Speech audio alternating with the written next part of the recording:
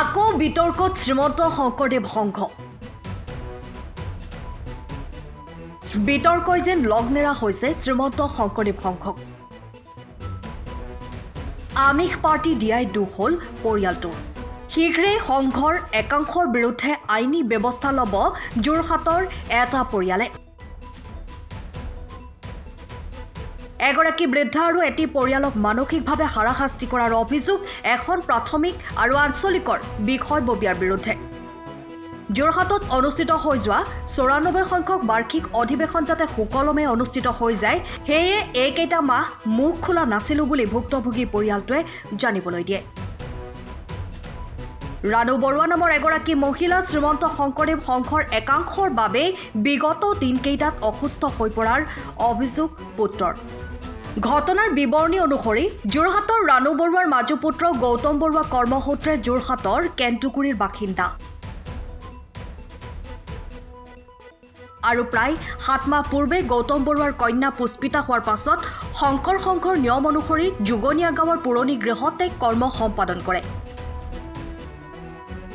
আৰু পুষ্পিতা হোৱাৰ এমাহ পাছত গৌতম বৰুৱা আৰু তেখেতৰ পত্নীৰ সহকৰ্মী আৰু তেওঁলোকৰ আত্মীয়ক মাতি এটি বিবাহ ভৱনত পাৰ্টি দিছিল কিন্তু সংঘৰ নিয়মৰ বাবে নাতিনীৰ এই কৰ্মলৈ অহা নাছিল ৰাণু বৰুৱা আৰু পৰিয়ালটোৰ আন কোনো ব্যক্তি আমিষ পাৰ্টি দিয়াই যেন দুখ হ'ল পৰিয়ালটোৰ বাবে ২৪ বৰ্ষৰ আগষ্ট মাহত এখন পত্ৰযোগে ৰাণু বৰুৱাক শ্ৰীমন্ত শংকৰদেৱ সংঘৰ তৰফৰ পৰা জনোৱা হ'ল যে এবছৰৰ বাবে তেওঁলোকৰ ঘৰত কোনো ধৰণৰ ধৰ্মীয় অনুষ্ঠান অনুষ্ঠিত কৰিব নোৱাৰিব তেতিয়াৰ পৰা ৰাণু বৰুৱা বঞ্চিত হ'ল সকলো অনুষ্ঠানৰ পৰা আনকি শ্ৰীমন্ত শংকৰদেৱ সংঘৰ ৯৪ সংখ্যক বাৰ্ষিক অধিৱেশনতো অংশগ্ৰহণ কৰিব নোৱাৰিলে পৰিয়ালটোৰ এজনো ব্যক্তিয়ে অধিৱেশনৰ সময়ত বৰঙনিও গ্ৰহণ কৰিলে ৰাণু বৰুৱাৰ পৰিয়ালটোৰ পৰা সংঘৰ এনে কাণ্ডত ভাগি পৰিল পৰিয়ালটোৰ সকলো আৰু মানসিকভাৱে ভাগি পৰি অসুস্থ হয় ৰাণু বৰুৱা পৰিয়ালটোক কিয় এঘৰীয়া কৰা হ'ল এই বিষয়ে কাৰো পৰা একো উত্তৰ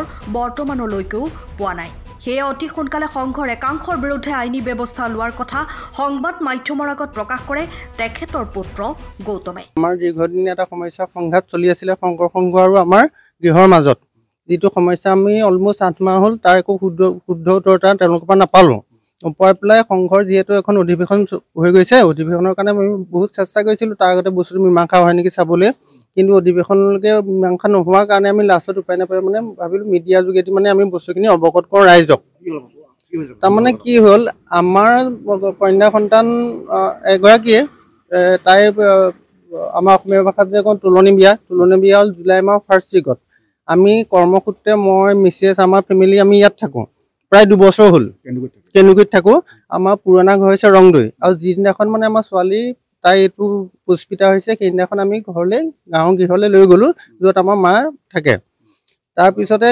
গৃহলৈ লৈ গৈ পেলাই 4 নম্বৰ দিনাখন সংঘৰ নিয়ম মতে গোটেইখিনি কাৰ্য সম্পাদন কৰা হ'ল হোৱাৰ পিছত 7 নে 8 নম্বৰ দিনাখন আমি গৈ পেলাই আঞ্চলিকৰ প্ৰেচিডেণ্ট বাপুৰ লগত সুধিলোঁ যে আজিকালি যুগৰ পৰিৱৰ্তন হৈছে গতিকে আমি যুগৰ লগত সংগতি ৰাখি নেক্সট মাহত আমি কিবা এটা আমি ভোজন ঘৰতে খুৱাব পাৰিম নেকি মানে 11 দিনৰ কমপ্লিট হৈ যোৱাৰ পিছত যিটো মানে নেক্সট মাহত এজ এ মানে বাৰ্থডে পাৰ্টি যেনেকৈ দিয়ে ধৰক তাৰপৰা সেইমতে তেখেতে ক'ল যে এইটোতো সম্ভৱ নহ'ব তোমালোকে এইটো গৃহততো এইটো আমি অনুষ্ঠান কৰিবলৈ নিদিওঁ অনুষ্ঠান কৰিলে প্ৰথমে মোক জবাব দিব লাগিব তাৰপিছত মই তোমালোকলৈ লেটাৰ দিব লাগিব মা গৈছিলোঁ ৰাতিপুৱা তেখেতৰ কথা পাতিবলৈ তো তেখেতৰ তেতিয়া সুধিলোঁ বোলো বাহিৰত পৰা হ'ব নেকি তেতিয়া তেখেতে ক'ল যে বাহিৰত কি কোৱা এইটো আমাৰ লুক আউট নহয় বাহিৰত তোমালোকে যি ইচ্ছা আমাৰ এইটো ক'বলগীয়া নাই কিন্তু তোমালোকে এই ঘৰৰ ভিত্তিত নোৱাৰিবা তাৰপৰা সেইমৰ্মে 11 দিনীয়া কমপ্লিট কাৰ্যসূচী হৈ গ'ল হৈ যোৱা 12 নম্বৰ দিনাখন আমি ঘৰলৈ গুচি আহিলোঁ আহি পেলাই আগষ্টৰ 3 তাৰিখে আমি এটা অনুষ্ঠিতভাৱে আমাৰ লগৰ যিখিনি আজি ফ্ৰেণ্ড চাৰ্কুল আছিলে কলিগ আছিলে ৰিলেটিভছ আছিলে গোটেইখিনিকে মাতি পেলাই আমি এটা আমিষ ভোজনৰ ব্যৱস্থা কৰিছোঁ খোলাকৈ কৈছোঁ বস্তুটো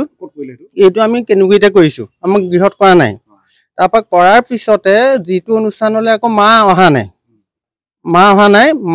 ইভন মোৰ দাদাও অহা নাই মায়ে হয়তো ভাবিছিলে চাগে মই গ'লে সংঘৰ এইটো কিবা প্ৰতি থাকিব পাৰে মা নাহিলে মাৰ যিহেতু সংঘত সোমোৱা আজি আমি 91 নে 32তে সোমাইছিলোঁ সংঘৰ আমি সংগী হৈ আছোঁ মা মানে সংঘটোৱে মানে বহুত ষ্ট্ৰিক্ট মানে মানুহগৰাকী যিগৰাকী মানুহে মানে তেখেতৰ মাতৃ হেৰিয়াতো মানে অনুষ্ঠানো যোৱা নাই তাৰপিছত সেইদিনাখন আকৌ মা সংঘৰ নামঘৰ পাল পৰিলে মায়ে চাহ দিয়াত ব্যস্ত থাকিলে কিন্তু নাতিনীয়েকো অনুষ্ঠানলৈ মা নাহিলে বস্তুটো তাতে আমি ভাবিলোঁ এই বস্তুটো ইমান বেছি গভীৰলৈ নাযায় বুলি ভাবিলোঁ তাৰপিছতে তেখেতলৈ প্ৰায় এসপ্তাহমানৰ পিছতে আমালৈ এখন লেটাৰ ইছ্যু কৰিলে, যিখন লেটাৰ স্পষ্টভাৱে উল্লেখ কৰিছে যে মানে পুষ্পিতা অনুষ্ঠানৰ গইনালৈ আমিষ ভোজনৰ ব্যৱস্থা কৰা বুলি, যিটো গৃহত কৰা বুলিয়ে কাগজখনৰ মতে তেওঁলোকে আমাক শ্ব' কৰিছে।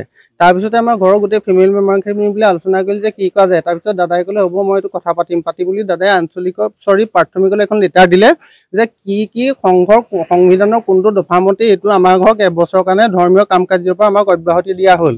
তাৰপিছতে আৰু এইটো কথা উল্লেখ কৰি দিলে তাত যে যিহেতু গৌতম বৰুৱা ভাইটি, মোৰ ভাইটি গৌতম বৰুৱা সংঘৰ সংগী নহয়, তেখেতৰ নাম সংঘৰ ধ্ৰুৱীকৰণ এতিয়ালৈকে হোৱা নাই। গতিকে কোনটো হিচাপ মতে আমাক এঘৰীয়া কৰা হ'ল তাৰ বাবে আমি শুদ্ধ উত্তৰতে আপোনালোকক বিচাৰিছোঁ। তাৰপৰা আমি প্ৰাথমিকৰ পৰা একো নাপালোঁ, মাহ গ'ল বাগৰি গ'ল, একো নাপালোঁ। তাৰপৰা গৈ পেলাই লাষ্টত আমি আঞ্চলিকক দিলোঁ পত্ৰ, আঞ্চলিকৰ পৰা একো ৰিপ্লাই নাই। SDT আঞ্চলিকক দিলোঁ, আঞ্চলিকৰ পৰা একো নাপাই পেলাই আমি গৈ পেলাই জিলা পালোঁগৈ। জিলাত গৈ পেলাই মই জিলাৰ তেখেতে গগৈ বাপ বুলি এজন আছে প্ৰেচিডেণ্ট, তেখেতক গৈ পেলাই গৃহত মই লগ কৰিছোঁ। লগ কৰি তেখেতক গোটেই কথাই বিৱৰি ক'লোঁ। তেখেতে ক'লে যে এইটো বৰ ডাঙৰ কথা নহয়, সাধাৰণ বস্তু, মই আঞ্চলিকলৈ ফোন কৰি দিম, বস্তু তাতে ছল্ভ হৈ যাব।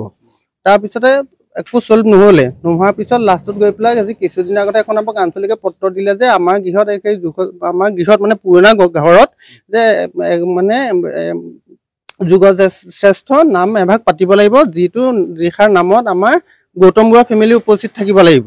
তাৰমানে তেওঁলোকে এইটো দেখুৱাই দিলে যে আমাকে আকৌ মানে পুনৰ আমাৰ দোষী সাব্যস্ত কৰি আমাক নাম পতাৰ সিদ্ধান্তটো তেওঁলোকে একপক্ষভাৱে ল'লে। তেওঁলোকে সিদ্ধান্ত লৈছে যুগশ্ৰেষ্ঠ নাম পাতিম বুলি, আৰু য'ত আমি উপস্থিত থাকিব লাগিব। গতিকে আমি মানে সেইটো এতিয়ালৈকে মানি ল'ব পৰা নাই, যিটো বিষয়ে তেওঁলোকে কৈছে।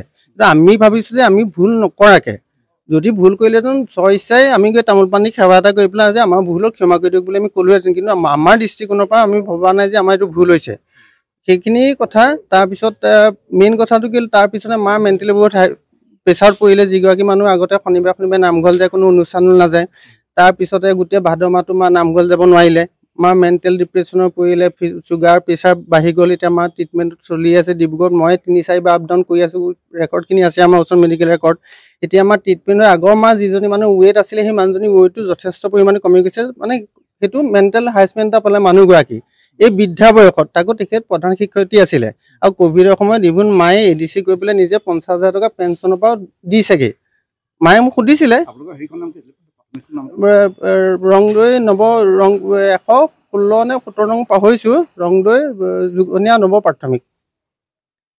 মূল বিষয়বস্তু এইটোৱেই। তাকে আপোনালোকক আইনী ব্যৱস্থাটোৰ কথাটো অলৰেডি চিন্তা কৰিছোঁ। মই এডভকেটৰ লগত কথাও পাতিছোঁ।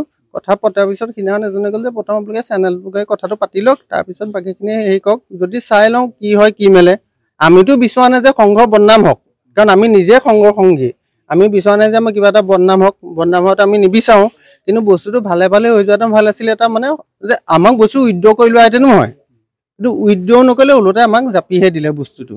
গতিকে চাই লওঁ, তেওঁলোকে যদি কিবা এটা শুদ্ধ উত্তৰ দিয়ে আমি হয়তো আইনলৈ নাযাবও পাৰোঁ, কাৰণ ইয়াৰ পাছলৈ আমিও যাবলৈ বিচৰা নাই। যদি অপশ্যন নাথাকে তেতিয়াতো অভিয়াছলি আমি সেইটোৱেই ফ'ল' কৰিব লাগিব।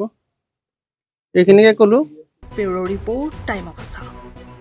সময়ৰ খবৰ সময়ত পাবলৈ ফ'ল' কৰক টাইম অফ আছাম।